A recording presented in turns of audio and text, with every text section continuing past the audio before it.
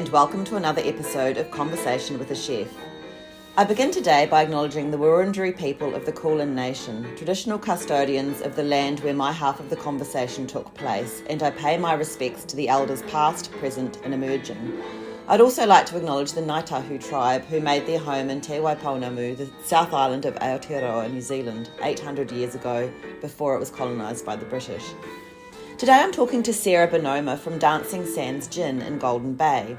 This is the second in a series of special edition features showcasing New Zealand suppliers and producers to celebrate the launch of New Zealand Trade and Enterprises 2022 Made with Care campaign in Australia. A global initiative designed to raise awareness of New Zealand's superlative produce, Made with Care shines a light on thoughtfully created and ethically manufactured food and beverages the country is famous for. New Zealand is recognised all over the world for its commitment to creating environmentally conscious, sustainably minded food and wine. This is not a sponsored or remunerated piece, but when I was asked if I was interested in something a little adjacent to Conversation with a Chef and I read about the campaign, I jumped at the chance. Dancing Sands Distillery is in Takaka, a tiny town at the top of the South Island and nestled between the Abel, Tasman and Kahurangi national parks, looking out over Golden Bay. It's a stunning part of the world. The Dancing Sands name comes from the Dancing Sands Spring, one of the freshwater springs within Golden Bay's Te Waikoropupū springs, some of the clearest and freshest water springs in the world. Dancing Sands Gin is double distilled and the botanicals are vapour infused before the spirit is blended with water sourced from the aquifer that feeds Dancing Sands Spring. They had me at gin, made from incredible spring water, but there's even more to the Dancing Sands story, and I love chatting to Sarah and hearing about love, moving across the world and starting a distillery.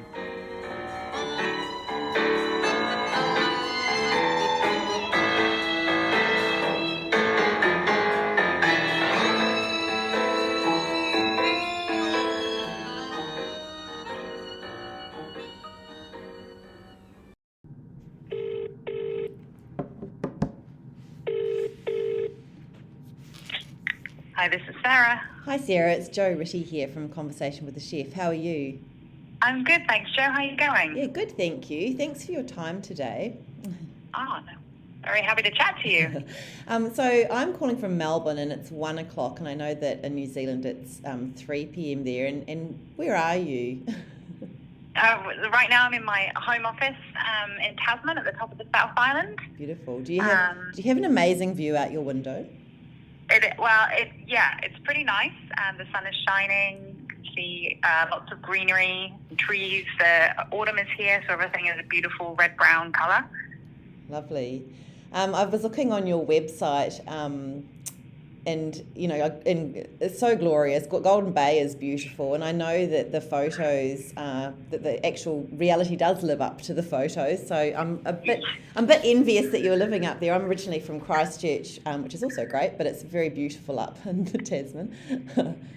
Yes, yeah, Golden Bay is a pretty special place. It's right at the very top of the South Island, for those that haven't been here before, and really the only reason you're coming to Golden Bay is to come to Golden Bay. So there's one road in over a very windy hill, and you're not on your way to anywhere else. Once you're here, there's nowhere else to go, but it's beautiful. We're bordered by the Abel, Tasman and Kahurangi national parks, so there's lots of beautiful scenery, lots of hiking, beautiful beaches, you name it, it's here. Great, it is so beautiful. How did you get there? I think that's sort of I love that story that I've read, but maybe you're happy to share that story, given that you're from England and Ben's from the States, and you're in Golden Bay. It's quite a whirlwind. So Ben and I met through work. We were both working for sort of multinational companies in IT. We started a long-distance relationship and ultimately decided that we wanted to be together. And to do that, we decided to move to New Zealand. Yeah. So we quit our jobs and packed up everything that we had and moved to Wellington. And we got we sort of started off back in our IT careers in Wellington. But since we met, we had long wanted to start our own business, and so we were looking around for opportunities and throwing lots of ideas around. And through that we were initially looking at the brewing industry. But at that point in New Zealand, this was probably 6-7 years ago, we really felt that ship had sailed. But through our research, we discovered that in markets where you see craft beer taking off, you often see craft spirits following suit later on down the line.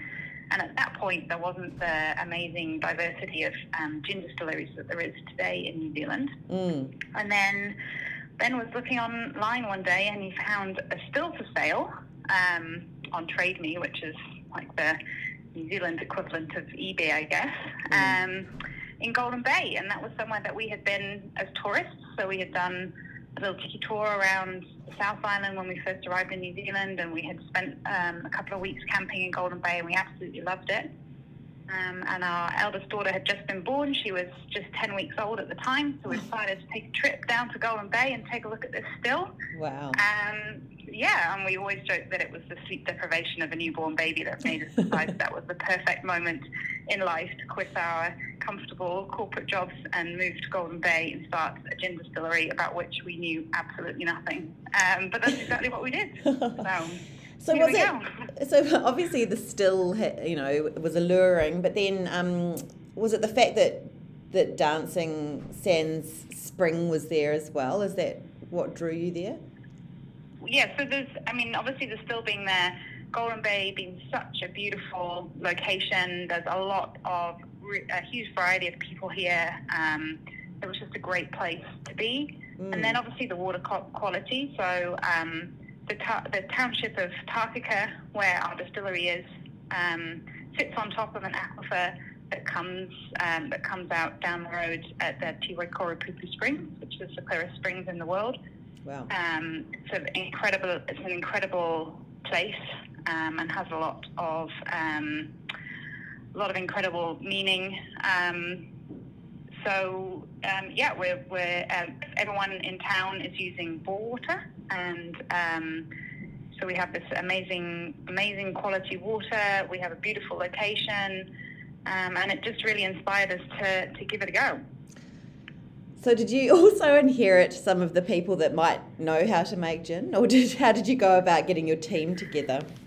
Yeah, so once we decided to start the business, we actually bought a little 20-litre home still. So New Zealand is one of the only countries you can distill at home without a license. Of course. We bought Ben started us off. We bought a bunch of books, did a lot of Googling, learned the basics and learned the ropes.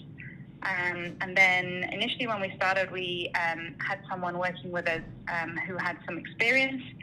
But from there, really, we taught ourselves, and a lot of trial and error, learned the hard way quite a few times in the last few years.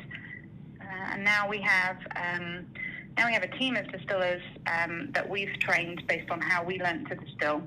And distilling is, I guess, a lot like cooking in many respects, or that's certainly how we think about it, which is, when you've made a meal, whether you've made a good meal or a really excellent meal. And it's the same when you're trialing a gin recipe. You can taste when you've really got the mix of botanicals right, or when you've just kind of done an average job.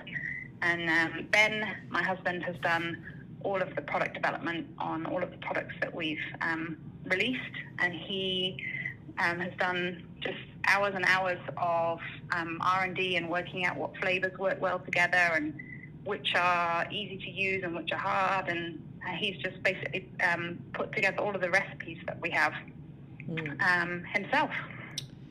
That's an incredible thing to be doing. That's right, from going from nothing to such a great knowledge base. Congratulations. I think that's such a great achievement. Thanks, Jo. So how long have you been going? I'm sorry? How long has the business been running?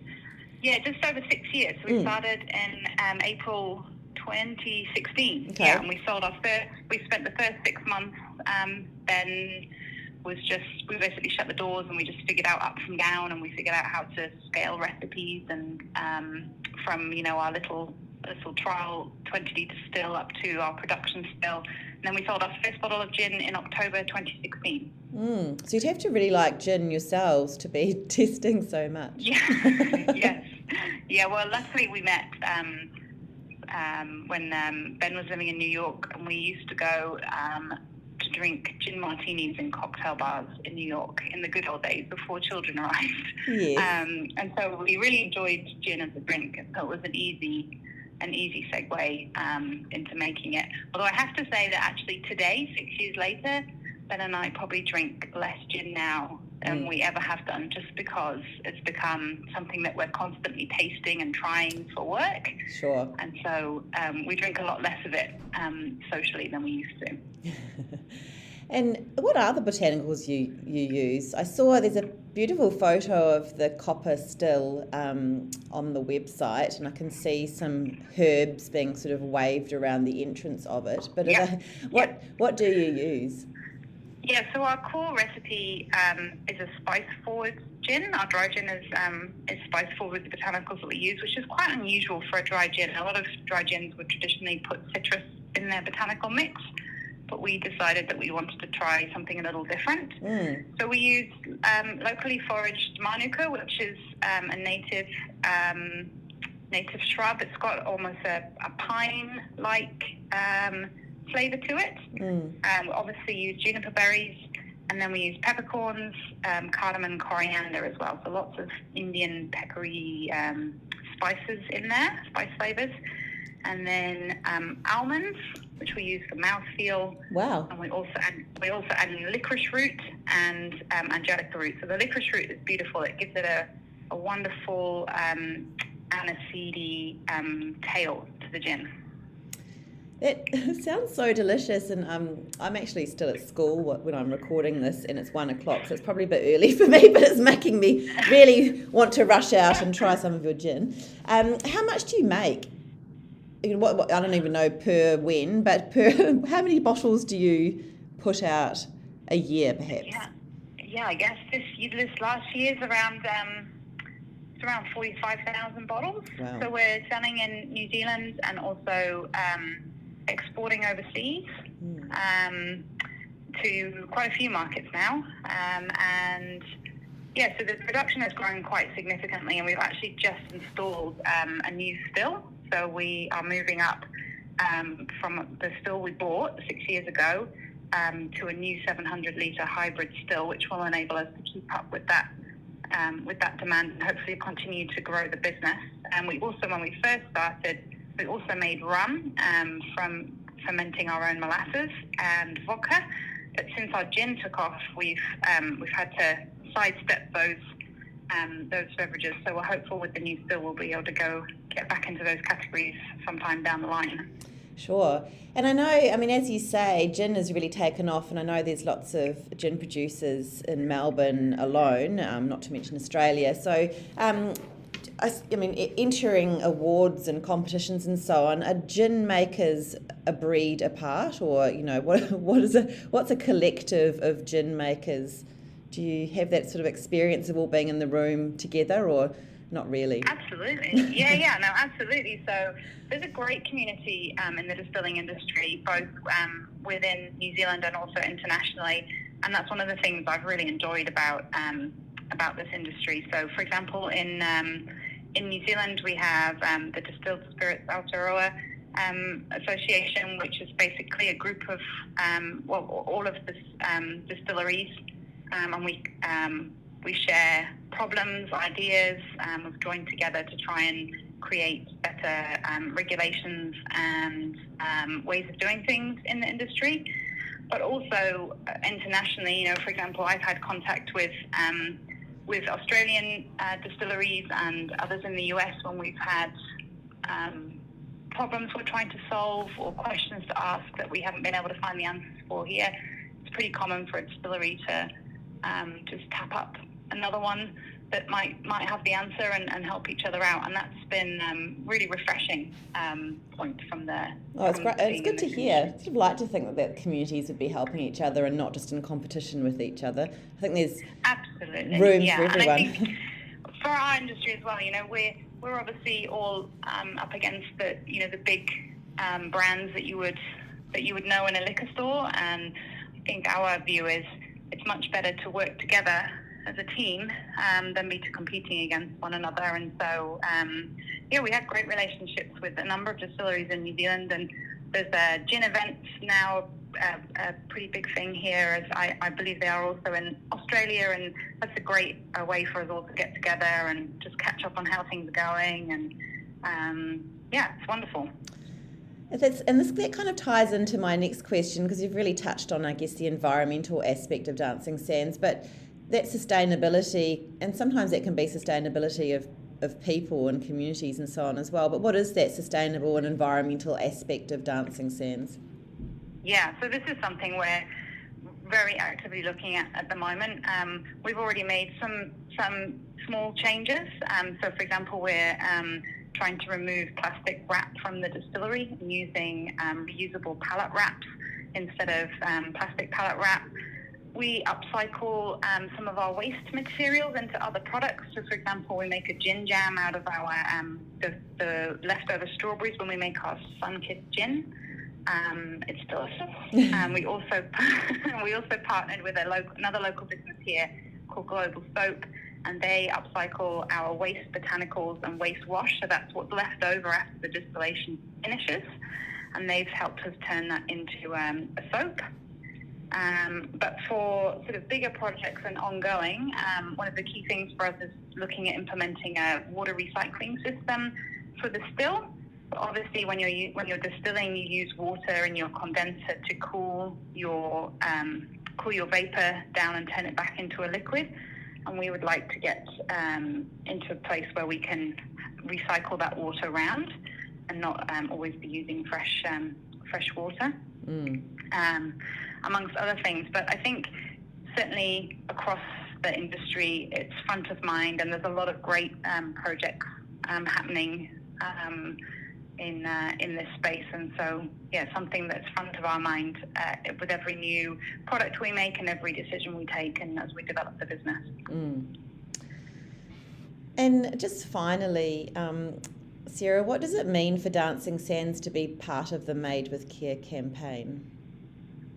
Yeah, it's a great question, Jo. We're really excited to be part of it.